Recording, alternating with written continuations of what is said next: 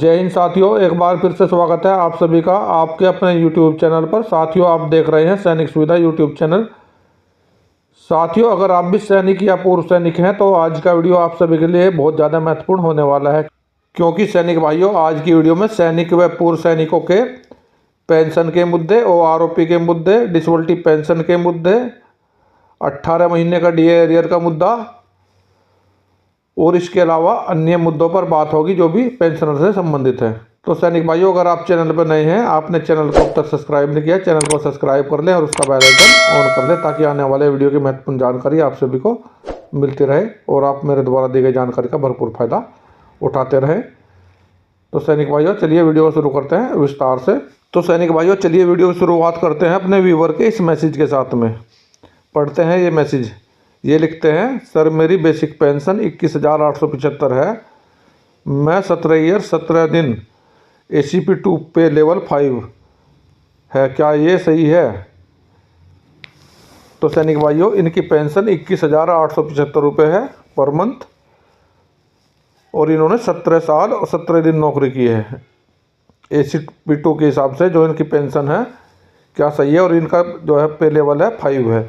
तो सैनिक भाइयों, मैं इनको बताना चाहता हूँ, इनकी जो पेंशन है 21,875 पे लेवल 5 17 ईयर 17 दिन के हिसाब से बिल्कुल सही पेंशन आ रही है। इनकी इतनी ही पेंशन बनती है और मैंने इनको जवाब में भी लिख दिया है कि इनकी पेंशन बिल्कुल राइट है। तो आपका हमें कमेंट करने के लिए, हमसे जुड़ने के लिए बहुत बहुत धन्यवाद। तो सैनिक भाइयों, बढ़ते हैं अगले मैसेज की तरफ। ये मैसेज शुभम चौबे जी ने किया हुआ है। इन्होंने लिखा है, Ram Ram sir, recruitment board out वालों को भी OROP 2 का फ़ायदा मिलेगा?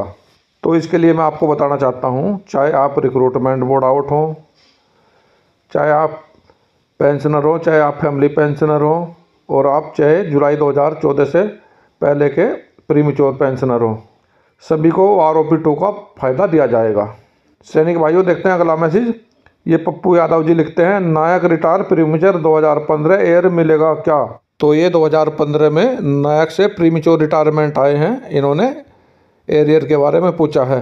तो जैसा कि आप सभी जानते हैं, 1 जुलाई 2014 से पहले वाले प्रीमेच्योर रिटायरमेंट को तो इसका फ़ायदा मिलेगा एरियर का, लेकिन 1 जुलाई 2014 के बाद के प्रीमेच्योर रिटायरमेंट को OROP के एरियर का कोई भी बेनिफिट नहीं होगा। सैनिक भाइयों, बढ़ते हैं अगले मैसेज की तरफ। ये अगला मैसेज MACP रैंक से संबंधित है। सर मैं नायक ACP 1 रिटायरमेंट 30/11/2006, मेरी सर्विस 19 साल 4 मंथ 21 दिन, अभी OROP 2 में 22,007 है, ये सही है क्या? प्लीज़ बताना। नेक्स्ट और MACP 2 क्यों नहीं मिल रही है, क्लियर करना सर, थैंक यू। तो जैसे आपने बताया, आप 30/11/2006 में पेंशन आए हैं, 19 साल 4 महीने 21 दिन करके, और आपको नायक ACP 1 की पेंशन मिल रही है 22,007 रुपये। तो आपकी पेंशन नायक ACP 1 के हिसाब से तो बिल्कुल ठीक आ रही है, लेकिन आपको ACP 2 MACP होल्डर की पेंशन ऑथराइज है। आपको ACP होल्डर की पेंशन मिलनी चाहिए, क्योंकि आपकी सर्विस 19 साल 4 महीने 21 दिन है। तो जैसे कि MACP रैंक के लिए 1 जनवरी 2006 से 8 साल में MACP नायक, 16 साल में MACP होल्डर और 24 साल में MACP नायक सूबेदार का फ़ायदा मिलना चाहिए, लेकिन आपको यह फ़ायदा नहीं दिया गया है। इसके लिए आपको CPG ग्राम में कंप्लेंट डालनी होगी। अगर CPG ग्राम में आपकी कंप्लेंट का कोई सलूशन नहीं निकलता है, आप MACP होल्डर नहीं दिया जाता है, तो इसके लिए आपको आर्मर्ड फोर्स ट्रिब्यूनल में जाना होगा, क्योंकि ऐसे कई पेंशनर हैं जिनको आपकी तरह ही MACP होल्डर का फ़ायदा नहीं मिल रहा था।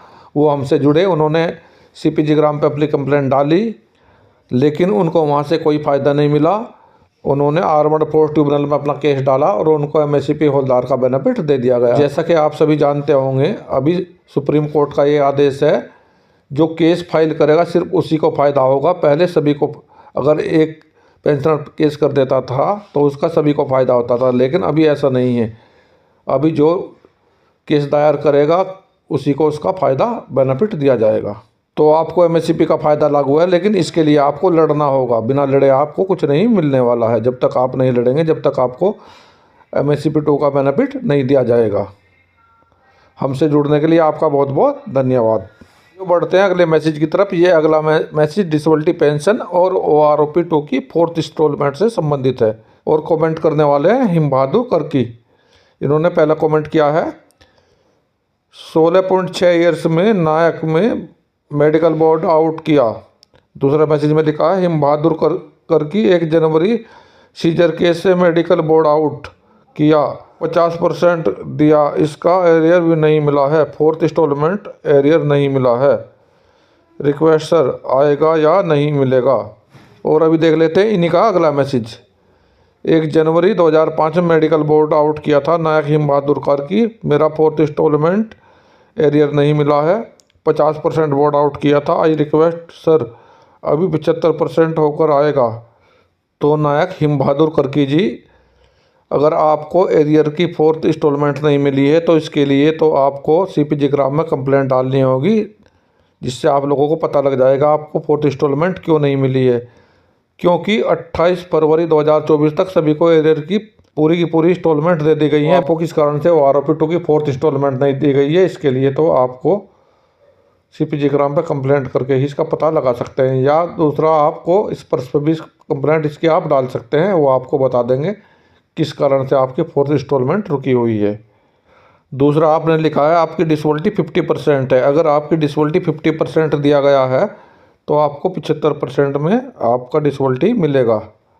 हमसे जुड़ने के लिए आपका बहुत बहुत धन्यवाद।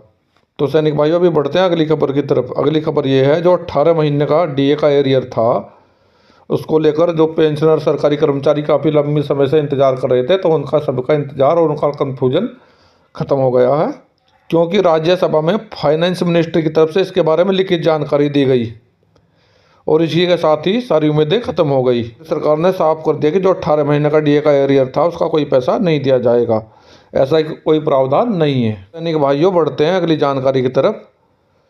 पेंशन में वृद्धि से संबंधित एक प्रेस रिलीज जारी हुआ है 6 फरवरी 2024 को। तो देखते हैं क्या है इसका विषय। राष्ट्रीय सामाजिक सहायता कार्यक्रम के तहत पेंशन में वृद्धि। राष्ट्रीय सामाजिक सहायता कार्यक्रम की पेंशन योजनाओं के तहत दी जाने वाली पेंशन राशि समय समय पर समीक्षा की जाती है और इसमें संशोधन किया जाता रहा है। तो 15 अगस्त 1995 को योजनाएं लागू होने के बाद वर्ष 2000, 2007, 2009, 2011 और 2012 में से संशोधित किया गया है। वृद्धावस्था पेंशन योजना के तहत सहायता राशि 75 रुपये से बढ़ाकर 200 रुपये कर दी गई थी और 2011 में ये 80 साल और उससे अधिक की आयु के व्यक्तियों के लिए वृद्धावस्था सहायता बढ़ाकर 500 रुपये कर दी गई थी और 2012 में विधवा दिव्यांग पेंशन सहायता 40 से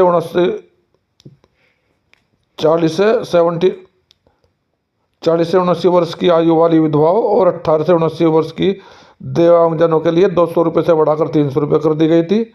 वर्तमान में राज्य केंद्र शासित प्रदेश NSP की पेंशन योजनाओं के तहत प्रति माह 50 रुपये से लेकर 3200 रुपये तक की अतिरिक्त सहायता राशि मिल रही है और राज्य केंद्र शासित प्रदेशों में NSP से जुड़े हुए पेंशनभोगियों को मासिक पेंशन 1000 रुपये तक मिल रही है।